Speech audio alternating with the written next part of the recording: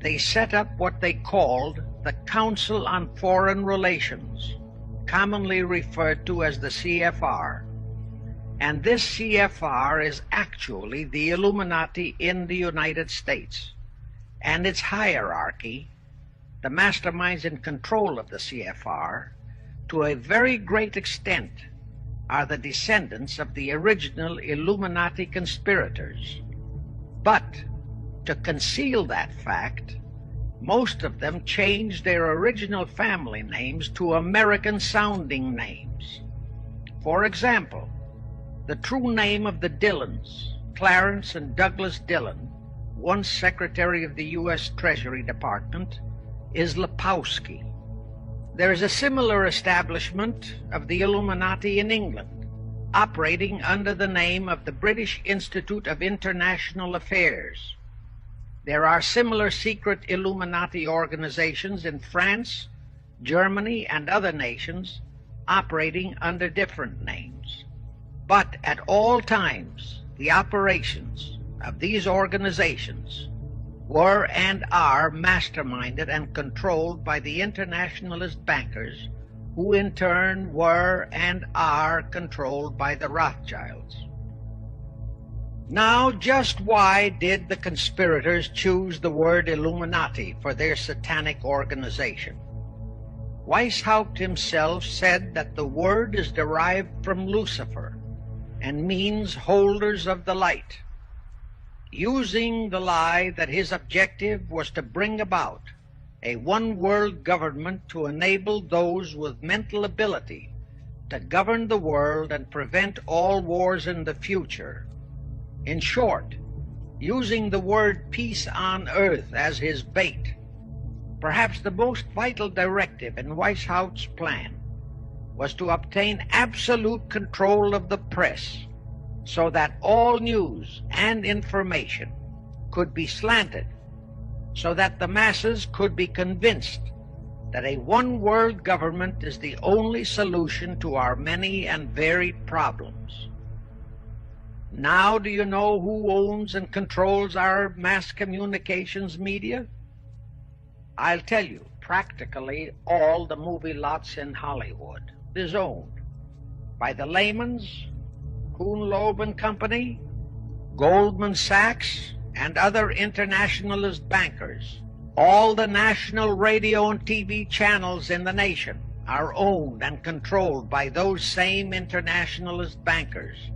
In 1834, the Italian revolutionary leader Giuseppe Mazzini was selected by the Illuminati to direct their revolutionary program throughout the world. Mazzini had enticed an American general named Albert Pike into the Illuminati. Pike was fascinated by the idea of a one-world government, and ultimately he became the head of this Luciferian conspiracy. Between 1859 and 1871, Pike, worked out a military blueprint for 3 world wars and various revolutions throughout the world, which he considered would forward the conspiracy to its final stage in the 20th century. Long before Marconi invented radio, the scientists in the Illuminati had found the means for Pike and the heads of his councils to communicate secretly. It was the discovery of that secret that enabled intelligence officers to understand how apparently unrelated incidents, one such as the assassination of an Austrian prince at Sarajevo, took place simultaneously throughout the world, which developed into a war or a revolution. Pike's plan was as simple as it has proved effective. It called for communism, Nazism, political Zionism, and other international movements be organized and used to foment 3 global world wars and at least 2 major revolutions. World War III is to be fomented by using the so-called controversies the agents of the Illuminati, operating under whatever new name, are now stirring up between the political Zionists and the leaders of the Muslim world. That war is to be directed in such a manner that all of Islam and political Zionism, Israel, will destroy each other, while at the same time the remaining nations, once more divided on this issue, will be forced to fight themselves into a state of complete exhaustion, physically, mentally, spiritually, and economically. Now, can any thinking person doubt that the intrigue now going on in the Near, Middle, and Far East is designed to accomplish that satanic objective? Pike himself foretold all this in a statement he made to Mazzini on August 15, 1871. Pike stated that after World War III is ended, those who will inspire to undisputed world domination will provoke the greatest social cataclysm the world has ever known. Quoting his own words, taken from the letter he wrote to Mazzini, and which letter is now catalogued in the British Museum in London, England, he said, "We shall unleash the nihilists and the atheists, and we shall provoke a great social cataclysm which in all its horror will show clearly to all nations the effect of absolute atheism, the origin of savagery and of most bloody turmoil.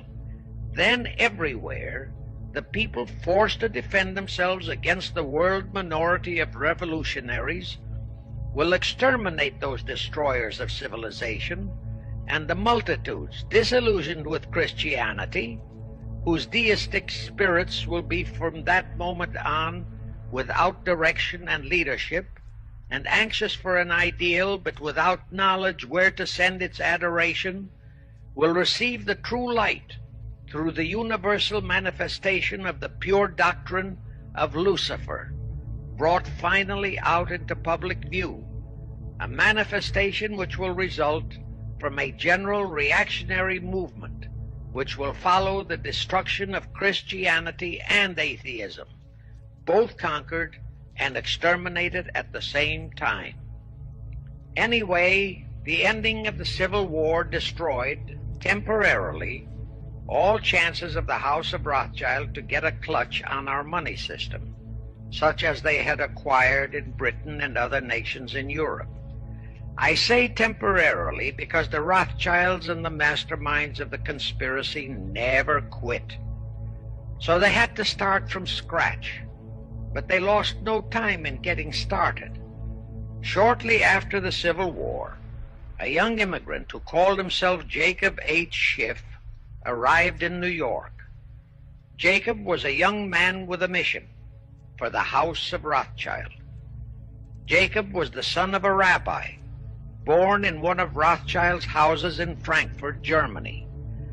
After a comparatively brief training period in the Rothschilds' London bank, Jacob left for America with instructions to buy into a banking house, which was to be the springboard to acquire control of the money system of the United States. Actually, Jacob came here to carry out 4 specific assignments. Number 1, and most important, was to acquire control of America's money system. Number 2, find desirable men who, for a price, would be willing to serve as stooges for the great conspiracy and promote them into high places in our federal government, our Congress, in the U.S. Supreme Court, and all federal agencies. Number 3, create minority group strife throughout the nations, particularly between whites and blacks. Number 4, create a movement to destroy religion in the United States, but Christianity to be the chief target. In the final phases of the conspiracy, the one world government will consist of the king dictator, head of the United Nations, the CFR, and a few billionaires, economists, and scientists who have proved their devotion to the great conspiracy. All others are to be integrated into a vast conglomeration of mongrelized humanity, actually slaves.